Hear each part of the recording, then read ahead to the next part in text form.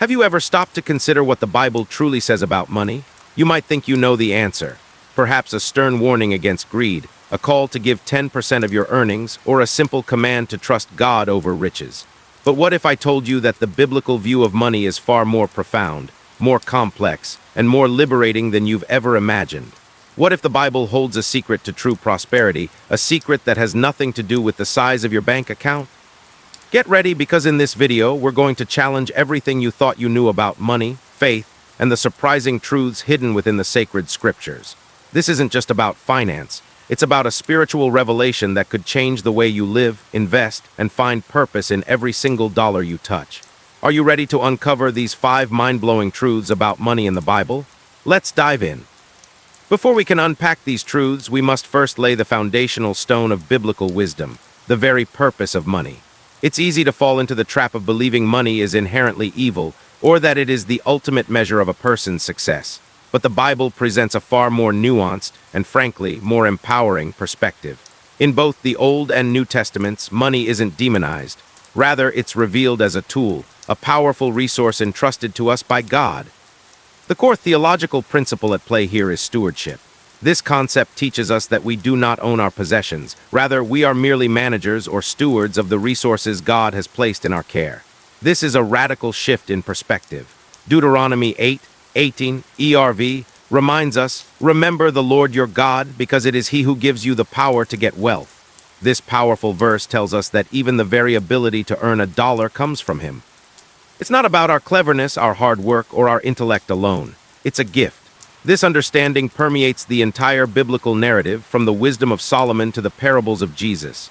When we grasp this truth, our relationship with money transforms. It ceases to be a source of anxiety, a symbol of self-worth, or an object of worship.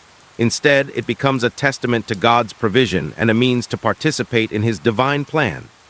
So the question isn't how much money do I have, but how well am I stewarding what God has given me? This shift from ownership to stewardship is the essential key to unlocking all the profound truths about money we are about to explore. Now let's peel back the layers and uncover the first 2 of our 5 mind-blowing truths. The first truth is this: the true source of wealth is not you. This might sound counterintuitive in a world that celebrates hustle culture and self-made millionaires. We're taught that wealth is the direct result of our own intelligence, our grind, our relentless effort. And while diligence is certainly honored in the Bible, Proverbs 13:4 says, "The lazy person has desires and gets nothing, but the desires of the hard worker are completely fulfilled." It is not the ultimate source of our provision. Deuteronomy 8:18 ERV provides the ultimate perspective shift. "Remember the Lord your God, because it is He who gives you the power to get wealth." He does this to keep the agreement He made with your ancestors, the agreement He is still keeping today. The word here is power. It's not just about the money, but about the very ability to earn it. Think about the story of Joseph in Genesis. His rise to power and wealth in Egypt wasn't solely due to his brilliant administrative skills. It was because the Lord was with Joseph, and he was a successful man. Genesis 39:2 ERV. God granted him favor and the wisdom to interpret dreams and manage the nation's resources.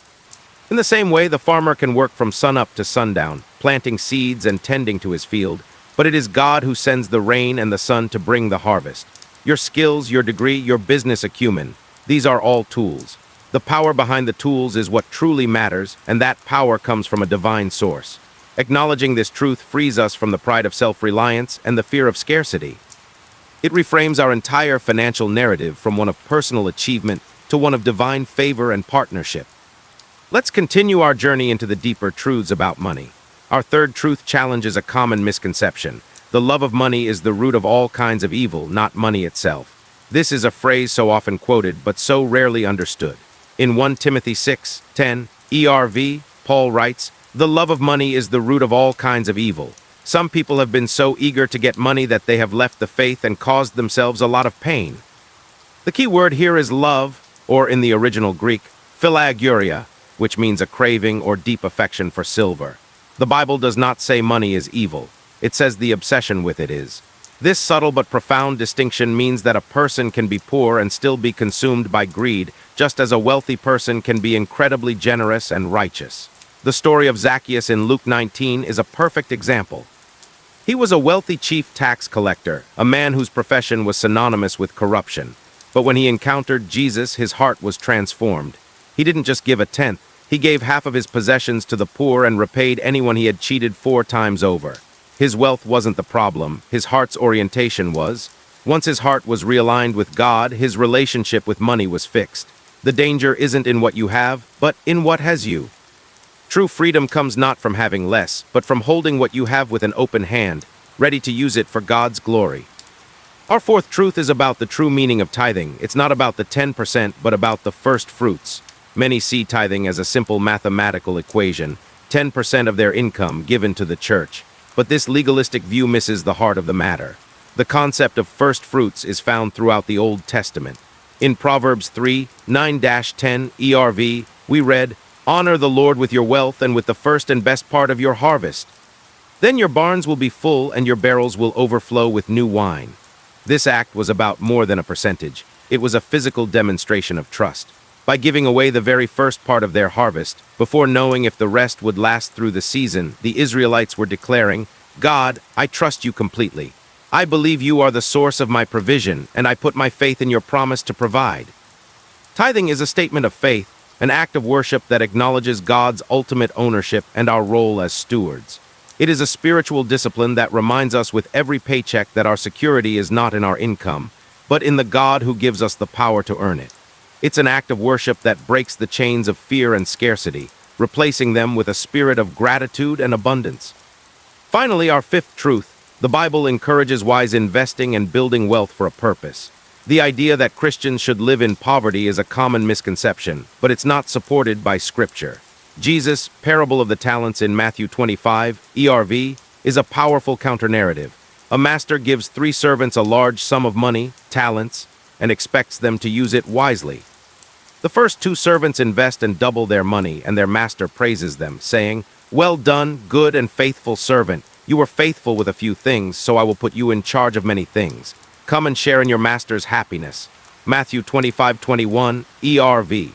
The third servant, out of fear, simply buries the money and is severely rebuked. This parable isn't just about financial responsibility. It's a direct message about stewarding the resources God gives us, including money. He doesn't want us to bury our blessings. He wants us to be wise and fruitful with them. Building wealth, when guided by biblical principles, isn't about personal enrichment. It's about creating resources to further God's kingdom, whether through supporting the church, caring for the poor, or funding missions. It's about using the talents God has given us to bring about His purposes on earth.